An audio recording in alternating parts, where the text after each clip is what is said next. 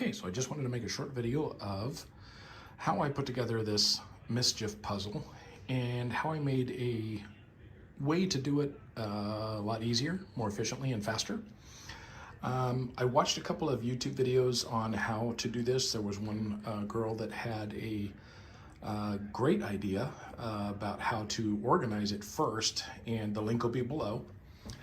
But what I did is she separated hers into parts. So let me start with, okay, so we got the singles, and then we got what I call the 4x, and then we've got 3x, and then if you come over here, we have, I call these across because they're 2x2, and then I call these doubles, like In-N-Out Burger. So double here, 2 tabs, 2 holes, and those are organized. And then the no hole or no ways, as it has 4 holes on it. So basically what I've done is she separated them out into those categories, and then I went one step further. I went to the point of actually putting the horizontals together, the verticals together. Sorry, that went out of focus.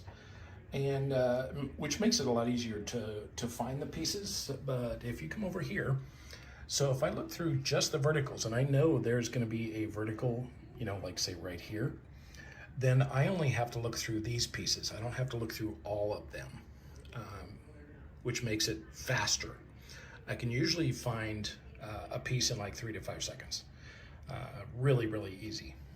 And so basically what I did was I got some pretty thick cardboard, and then took some white felt, because it's a lot easier to see it against a white background, each and every piece, and just spray glued it to this. So I have 4 different boards, and then I separate the pieces on each board, and then rotate them so that I have the horizontals, the verticals, and then separate sections where you have mostly black with just a little color on the sides. And I'm still separating them into that, but I also did it into blues with a little bit of color on the sides. And then also into, where do I have the best picture? Oh, here we go. Steps. So as you can see, these pieces right here, I call them steps, just to differentiate when you're watching this video. To be able to select the steps when I know that like a step is going to be placed here. So it makes it a lot easier using this method. Plus the background that I have that you put right underneath the puzzle, and then you just find the piece that goes there, what shape it is, go look in the shape, find the matching color with a little bit of, like say identification on one of the tips, because they will all look similar to this. Sorry about the focus, but if you know you have a green and yellow tip on this end and it has to go in a certain area on your puzzle, then you just grab this piece, obviously. But all I do is I look for identifying markers on each of the tips. So like you got orange, red, yellow, orange, etc. And that makes it a lot easier to find the pieces. Then what I also did was I made a model, and you can see part of it's underneath. I'll be allowing you guys to purchase this. I'll send it to you in an email, so that you can get this printed out at a local shop to be able to do these puzzles very, very easily. I'll show you this little bit right here of how it came together. It has every piece that is on this board done. I had to draw it out on my iPad and traced each and every piece, then cut each and every piece separately so that I can, rotate them around on my photo. And it took a while to put this all together to be able to have this available for you guys. Okay, so we have a triple here. So all I have to do is go here and find a triple that may fit that area. And I'm thinking that if maybe it's the same color, because usually the border is the same color, and this should fit. And as you can see, it does not. They should be a lot closer lined up than that. So let's try this one here. And that one also doesn't line up. So it's a process of elimination on these pieces, but I don't have to search through so many pieces. And there, that looks like that fit pretty well. What I look for is whether or not there's green connected on either side. This one looks like the whole puzzle may have shifted over a little bit that way. So there's not as much green over here. But as you can see on this side here, the green edge pieces are here. And then, that's just my dog. Hi, Bella. Are green along that edge and green along this edge here. And these are kind of thick.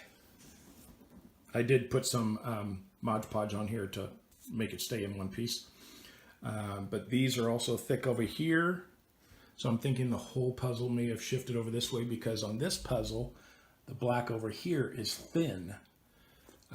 So I think the whole thing may have shifted probably this way when they did printing, because each puzzle is going to be a little different, but the shapes of the puzzle, these shapes right here, are all the same right now until they change their pattern. And it would be very easy to trace another one of those once I get the pattern figured out on a new one, if they do change it. So anyway, switching these out for the ones that are appropriate. So now I just have to check this one, which are all right here, which I have to look for a thin line of green. So it may look like this one here.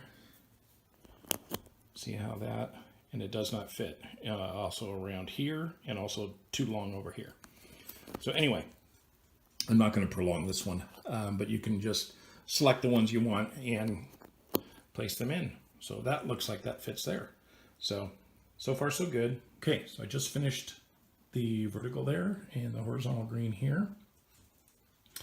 And this is what that board is going to do, is make this much easier. Okay, so as you can see, it's even here. And I think I printed it a little bit too small.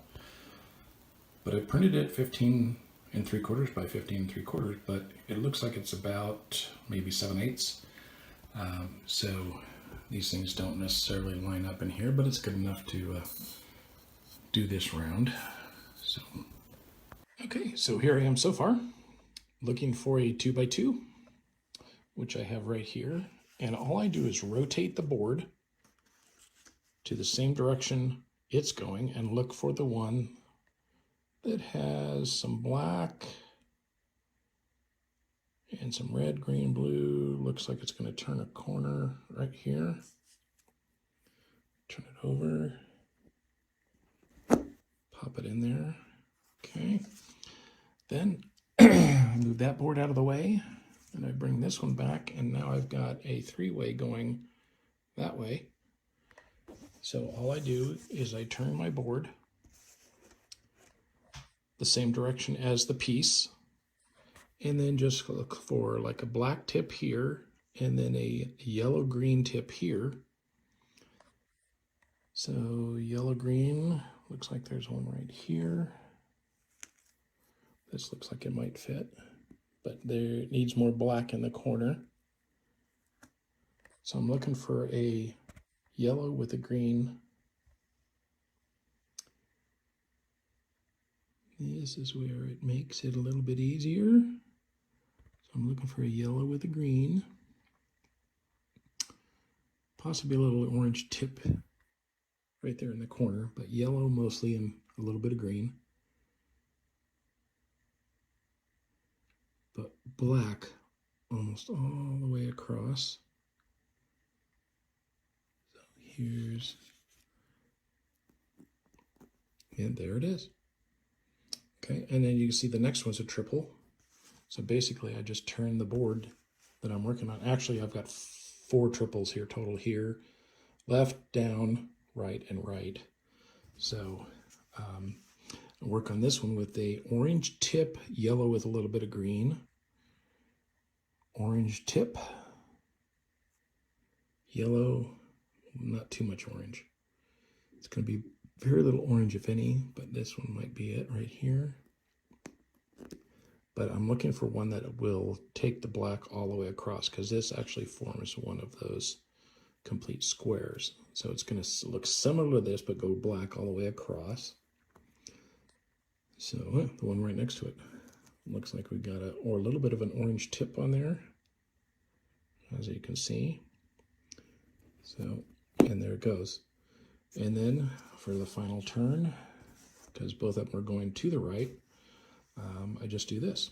So I'm looking for one that has got a little bit of a step up on the corner. So it looks like it's going to be yellow and blue with black all the way across. So black all the way across with maybe red at the top. So it's going to be one of my horizontal ones here. It might be that one right there.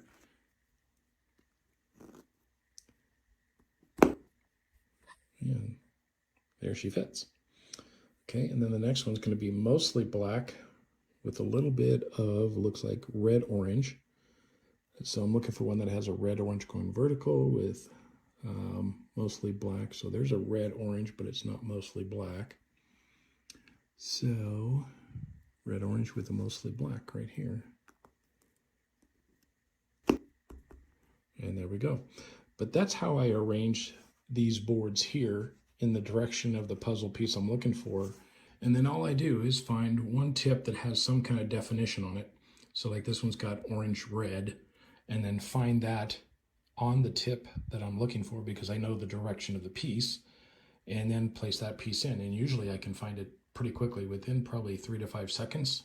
There was one over here that was a double. This one here took me a little bit longer to find because I didn't know what direction this was going. I didn't know whether it was going to be all black coming across here or not. So that one took a little bit longer, probably about 10 to 12 seconds. But most of the time I can find any of these pieces because I have them all arranged